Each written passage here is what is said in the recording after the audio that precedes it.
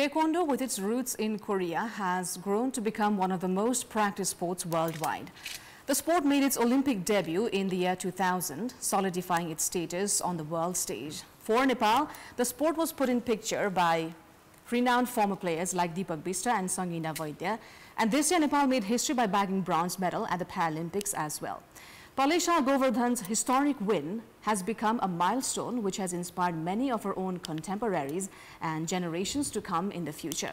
It gives me a great pleasure to welcome to Kantipur News today, President of World Taekwondo, Dr. Chungwon Choue. Welcome to Kantipur News Talk. Thank you for inviting. I hear this is not your first visit in Nepal and that you really love the hills and mountains of the country. Right. So I think, I almost forgot, but I think 5-6 times I've been to Katmandu and Pokhara and some other small cities in Nepal. So I love to be here, and we enjoying the beautiful nature and also warmth of the Nepalese people.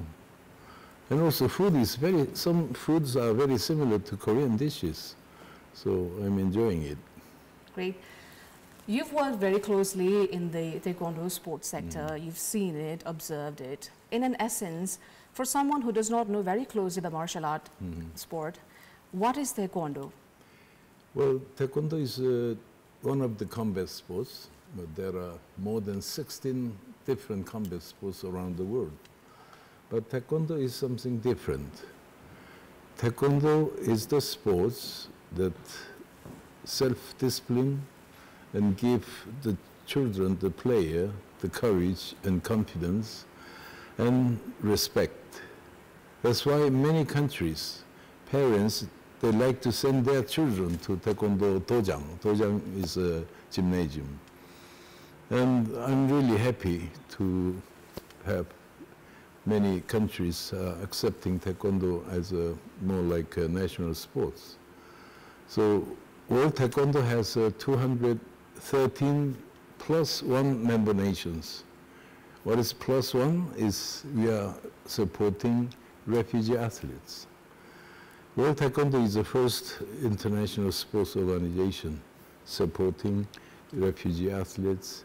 And also through our Taekwondo Cares program, we do support orphans and orphanages in many countries, especially with Nepalese Taekwondo Association. We are really doing a wonderful job here, supporting the children around the world. So altogether, we are counting around 70 to 80 million Taekwondo populations around the world. So one of the largest international sports organizations. It was included in the Olympic as well in the year 2000. Yes. Has it been a remarkable journey having a history from your own country to being included in the Olympic? Indeed. Actually, the Taekwondo introduced in 1988 Seoul Olympic Games as a demonstration sport. And after that, the 92 Barcelona also, Taekwondo was selected as a demonstration sport. But IOC policy has been changed.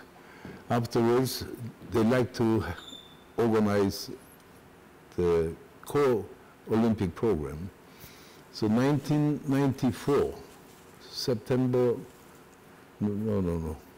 May 28, IOC session decided to Taekwondo take as an official sport in Olympic program. So that means this year we are celebrating the decision of IOC Congress that Taekwondo became an Olympic sport. And also we had a very remarkable Olympic Games and Paralympic Games in Paris. Especially the venue at Grand Palais is amazing.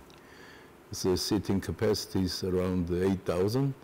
And I saw one of the Nepalese athletes, Palesha. She won bronze medal for the first time for Nepal in Paralympic history. So afterwards, I met Palesha and we had small talks about her future, the plan. And she's saying that I think definitely she will go to another Paralympic Games in Los Angeles. So I hope next time Malaysia should get not only bronze, gold medal for Nepal. She's also paved way and inspired a lot of younger generation. Indeed, indeed. So many young athletes, you know, that more and more the winners of the Olympic medals and the World Championship medals, the age is younger and younger. So she's still young and also talented, and she has a will. So why not? You'll see wonderful news. But coming back to the scenario in our country, there are also disputes because we have two associations.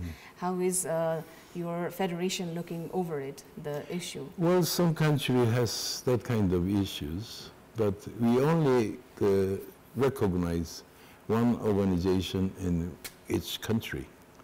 So under the leadership of the President Rana, he is the only recognized Nepalese Taekwondo Association. So we are really doing many things, and we support the Nepalese Taekwondo. Because your federation supports one association and not the other, do you think the players are at loss? That's the problem. If Nepalese Taekwondo Association, which is run by President Rana, if they are not accepted as the representing Nepalese Taekwondo, so we cannot accept. So we have the GAL system, Global Athletes License System, so it must go through the one organization. Same thing in India. So many athletes really practice very hard. They like to participate in World Championships or Asian Games and Olympic Games, but we cannot accept. The athletes must go through one recognized organization. How do you see the way out for the current scenario in here, the stalemate? I don't know, that we have to discuss with the Nepalese Taekwondo, and many countries, they have some issues, but they solve themselves internal issue, so it's okay. So India has also same issues, but I met the India Taekwondo Association president, is gradually solving the problems. So I hope all the practitioners in each country should join the World Championships, Asian Games, and Olympic Games. How is World Taekwondo engaging with the association in Nepal in promoting the players and the sport overall? So we have a very close relationship with Nepalese Taekwondo Association. That's why Nepalese Taekwondo Association also organizing the Mount Everest Open Taekwondo Championships. But this year they could not hold because of the landslide and some sad issues. But the president promised me that next year we'll open Mount Everest Open. I think that's the good chance to meet Nepalese athletes to other countries' athletes. So they will promote the level of Taekwondo for coming Olympic Games and World Championships. Visit to Nepal this time comes for the International Convention by GCS. It also, I think, endorsed or signed, adopted the Katmandu Peace Initiative. Yes. Let me just simply explain what is GCS International. That's a goodwill, cooperation, and service. It's international organization, and it's very similar to the Lions Club or Rotary Club. So those two major, the international supporting the organization was founded in the United States, but GCS International was founded in 1979. So nearly, 45 years ago, and was founded by my father, late father, and he was initiating this kind of movement to make world peace and everything.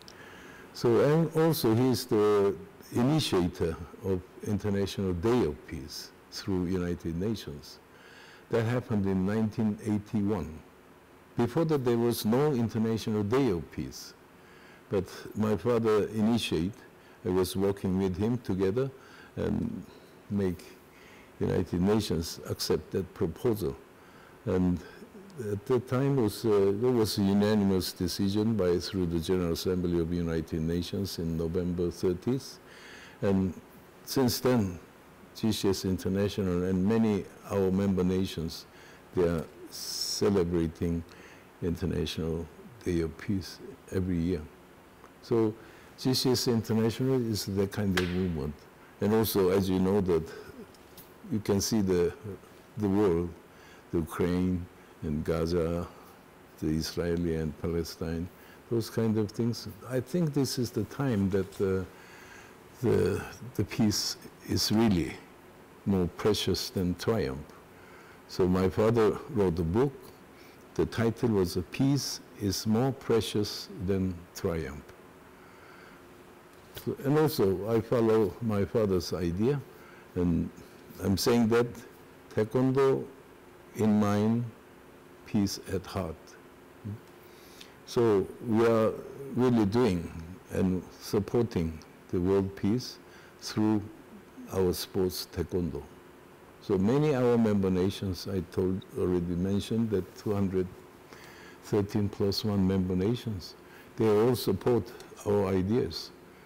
And also the World Taekwondo is the pioneer federation to support refugee children. That's why +1 means refugee athletes. So we are supporting nearly more than 10 different locations of refugee camp, supporting through Taekwondo and give them hope and dreams. After we started in 2016, many other international sports federations joined with us. And so, for instance, last May, we organized Hope and Dreams Sports Festival in Azra Camp in Jordan. So 4 sports joined together. That means we taught 4 different kinds of Olympic sports to the refugee children. Taekwondo, baseball 5, badminton, and basketball 3. And I'm expecting more international sports federations will join for next year. So that's kind of giving through sports to hopeless refugee children. And like, for instance, this last Paris Olympic Games, we invite 5 refugee athletes to Olympic Games and 2 the para-athletes in Paralympic Games. But Olympic Games, the result was not so good. But the Paralympic Games, 1 Afghanistan female athlete, she won also bronze medal in Paralympic Games. She became a really hero and star among refugee children. That's an achievement to count. Indeed, indeed. Yeah. So we are happy about the result, and we'll do more to support refugee children and also orphans and orphanages in many different corners of the world. Apart from the Taekwondo aspect, there are also other engagements from your GCS organization in Nepal. How are they going on? Wonderful. So especially the GCS International Nepal chapter, we are supporting also, like I mentioned, that the orphanages to support, and also the Amhongil, the human school, we are working together. So some days, I think, a couple of days ago, we went to the Amhongil Human School, not far from the Katmandu, and we had a really wonderful time. The students were very happy, and we support all the Taekwondo equipments, and also hiring 1 Taekwondo masters to teach. They're all happy. So we'll do more together with the Nepalese GCS chapter. Could you please elaborate more on Kathmandu Peace Initiative that you have adopted? Yeah, that's really, really necessary, the declaration. So we had prepared for the together, working together with some professors in Europe and the countries, we made it. I think that initiative will open to the world, will do something, I hope. It's a small size of our movement, but this declaration can do something for world peace. I really like the line, peace is not a utopia or fiction, it's an utopia. Utopia, everybody knows what is the meaning of utopia. But utopia is more like something in the air. But utopia ought to be utopia. It's a mixing together. That was also creation of my late father. He made that words. Is it possible? We'll try. What do you think are the challenges to attain it? Where? What do you think are the challenges in attaining an utopia? Many. Because, you know, ideologically, that is the goal for the human being. But the reality is different. So, but we'll try. We'll keep to communicate with other peoples, and we like to have those kind of utopia words to come true. Coming back to Nepal and its Taekwondo and all the activities that are happening in, let's say, health or education sector, all the engagements, what more can be done and what are in the pipeline for you in here? Yes, as you know that the China, they do have own martial arts, wushu, kung fu, but Taekwondo, they took Taekwondo as a national sport. They're supporting Taekwondo. Why? Because it's Olympic sports. Not only for that, once the children, they go to the Taekwondo gymnasium, parents really like that change of their children's behavior. As I mentioned before, the Taekwondo not only teaching combat sports, how to fight and how to self-defense, but moreover we teach the respect of elderly people and loyal to their own nations, and self-confidence and discipline and courage. Those kind of the educational program is really the parents loves to send their children to the Taekwondo Dojang. So some provinces in China, they are taking Taekwondo as a compulsory subject in elementary school. So maybe one day, why not in Nepal? So all the elementary school, if they start to learn Taekwondo, and it can also protect from the bullying situation in the schools. So I found that many countries, they're taking Taekwondo as a compulsory subject in their elementary school. Besides China, of course, some state in the United States, Uzbekistan, Turkey, and Bhutan, of course. So many, India, I think now they're taking Taekwondo as a compulsory subject in their elementary school. But even if not that, Taekwondo is very popular among school children in Nepal. It's, as you said, it's also part of learning how to self-defense, as you said. So it's very popular among children in Nepal. Yes, so that's why the more, you know, who's going to teach the young children? So some countries like Uzbekistan, I had a chance to be in Uzbekistan about 5 years ago. I had the talk with the President of the Republic. So how can we develop our Taekwondo in Uzbekistan more? So I told him that found Department of Taekwondo in your renowned university, in which he did. Same year. That was 2019 June, we had a discussion, and October, he found the Department of Taekwondo in Uzbekistan, the university. So coincidentally, 2 years later, one Uzbekistan boy won gold medal in Tokyo Olympic Games. That was for the first time for Uzbekistan Taekwondo athletes win a gold medal in Olympic Games. And he won again gold medal in Paris. He is still young. First gold medal, that was playing 17 years old. So 3 years later, he's 20 years old, Paris, and of course, he's aiming for Los Angeles Olympic Games. And Paralympic also.